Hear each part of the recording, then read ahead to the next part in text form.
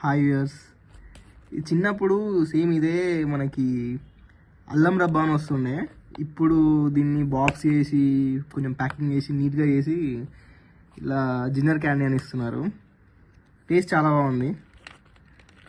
ఇది ఇంకా నాకు తెలిసి ఫ్రిడ్జ్లో పెట్టుకొని తింటే ఇంకా బాగుంటుంది కావచ్చు. It's immunity booster as well. మీకు ఇక్కడ నాకు కనిపిస్తే ట్రై చేయండి, బాగుంది ప్రోడక్ట్ అయితే. 40 రూపీస్కి దొరికింది, చూడండి.